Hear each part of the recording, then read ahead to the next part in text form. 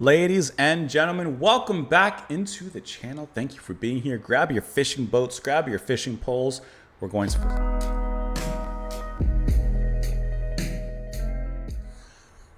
Let's go ahead and listen to the track Esther. This is off of their album Junta, which was released in 1989. This is their first studio album. We are traveling back to the beginning. We're listening to this track because it was suggested and sponsored by Timothy. So Timothy, thank you so much for the support and for the suggestion. We've listened to a couple tracks, of course, from the band.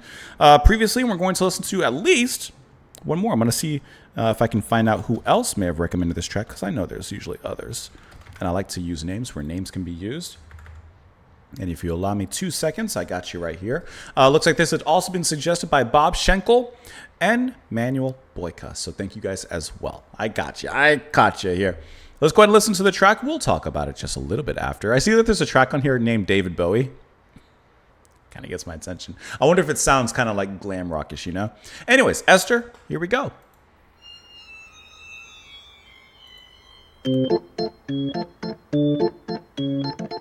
I'm at the carnival. All right. It was late one fall night at a fairground near town when Esther first saw the Armenian man who groveled toward her and stood by her side with a bucket that swung in his hand. His grin stretched the folds of his pasty white cheeks, and his lips hurled a dollop of murk on the curb, and the lights from the rides showed a mischievous sparkle that flashed in his hollow-eyed stare.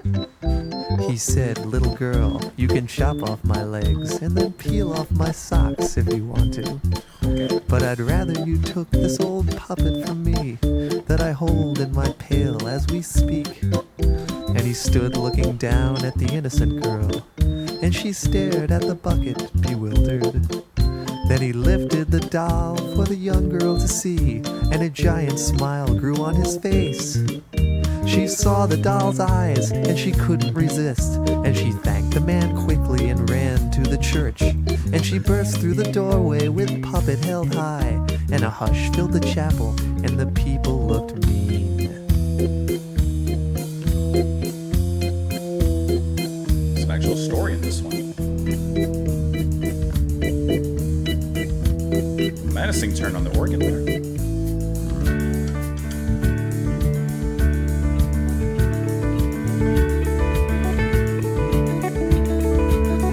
Esther tried in vain to pacify the mob, quibble, to spat, to wrangle, then to brawl. The frenzied congregation struggled desperately to fetch the pretty puppet snugly nestled deep in Esther's leather sack.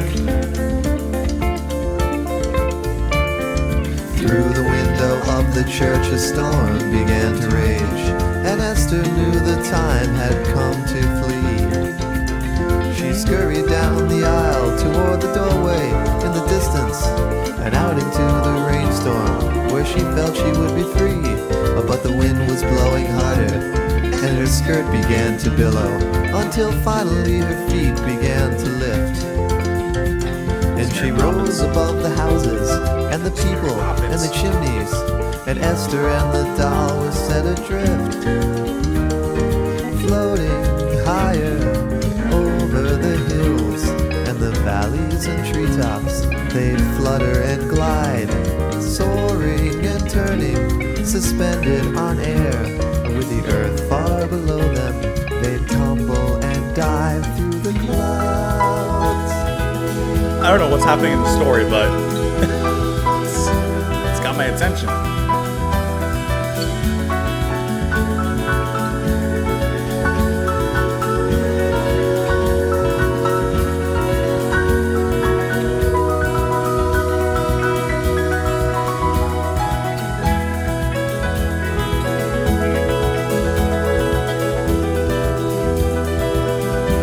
I love the ambience here because it really does feel like floating through the clouds, especially this piano just dancing in the sky.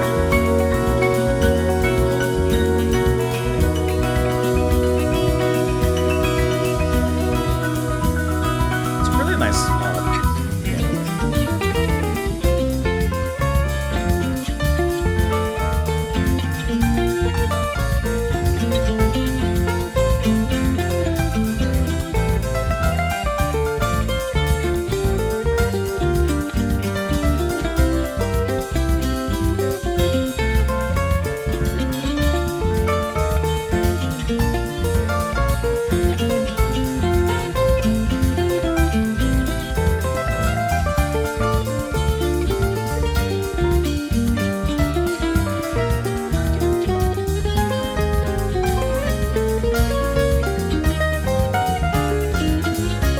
like that you hear these little musical twists. Like it's so light and easygoing, but then there's like a little tension.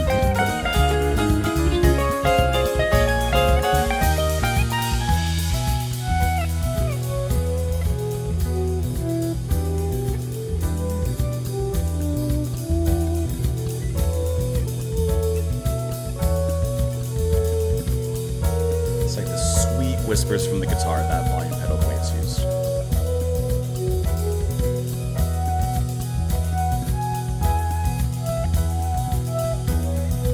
Is this glissando, the technique? Or no?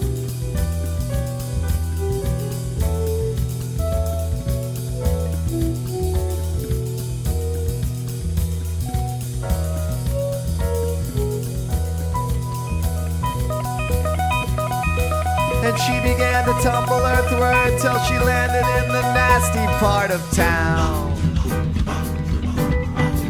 Okay. She glanced about the village, sure to find the evil men who rob and pillage in the darkest hour of night.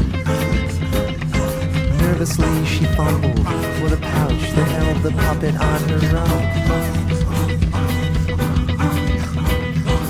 Feeling quite outnumbered, Esther hid behind a nearby pile of lumber, where she waited till the dawn.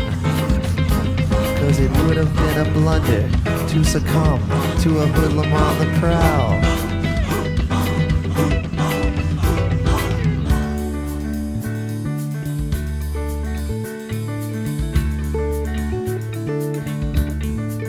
When the morning came, she wandered through the streets. I really like the music around this. Like everything's telling a That story. lake beside the town, at last a peaceful moment, but she thought she heard a sound. It was an angry mob of joggers coming up to knock her down. Mama joggers. As Esther stood and shook her head, the joggers were approaching, and she knew she had no choice left but to swim. As the frosty water sank its bitter teeth into her hide, she tried to slide the heavy clothing from her skin. Naked now, she made her way toward the shore, when suddenly she felt the tiny tugging at her toe. And the puppet she'd forgotten wrapped its tiny little arms around her ankle, and it wouldn't let her go. Okay. The waves seemed to open and swallow her whole, as the doll pulled her down through the eerie green deep. Okay. And the sound of the laughing old man filled her ears as she drifted away to a tranquil and motionless sleep. What a random story of a haunted doll. Okay.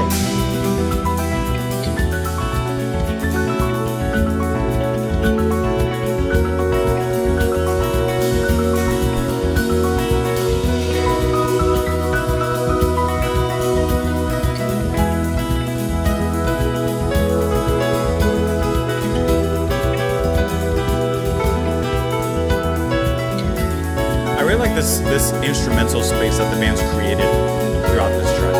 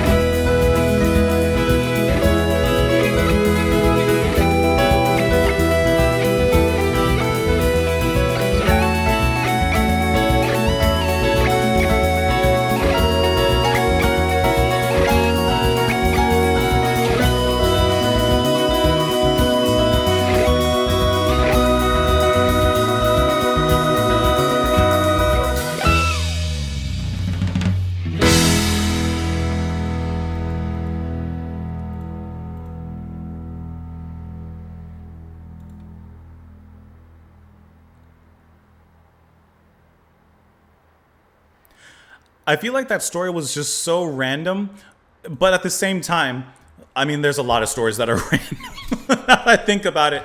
Okay.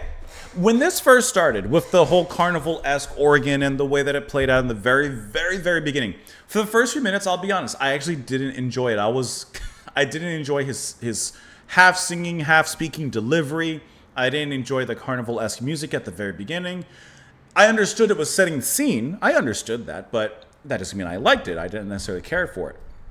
I will admit, though, after we exited the carnival, and actually when we got into the meat of the story with the puppet and the flying around like Mary Poppins, which I've never seen, and the coming down like Icarus, the jogging, the water, the drowning by the doll, then I began to become invested, not only musically, but also because of the story. And then I really began to kind of latch onto it, kind of like the doll at the very end. But I think that was really cool, the musical space that this is given. So obviously this is a very much story-focused song. And that comes across obviously in the lyrics, but also as well in the music. It does a really great job, from the obvious beginning setting up with the carnival sounds to the floating into the clouds, this beautiful levity that the music is given. The wonderful, wonderful piano solo, which I really want to make a note of. Paige McConnell on the keyboards. Absolutely wonderful piano solo. Not only just great on its own, but because of how it feels in lieu of the music and in lieu of the story. The girl is floating up and she's feeling great. She's floating above the clouds with this new doll that she's been given. And the music wonderfully accompanies that and matches that energy. And I think that McConnell's piano solo is like one of the biggest and best things in this track. Then you have, of course, the guitar solos from Trey Anastasio, who's also doing those lead vocals, which, like I said, at first I didn't like them too much, but I was completely fine with it. Maybe it was a me thing, having to settle in with the music, or maybe it's because I don't like the intro. Either way, after the intro, completely fine with it, and I really enjoyed the way that he spun this particular tale. And the guitar playing was obviously sensational. I love that section where you have the volume pedal used, those kind of, I call them Hackett notes because I can't help but think of Steve Hackett, and that's kind of where I first heard like that kind of sound and everything.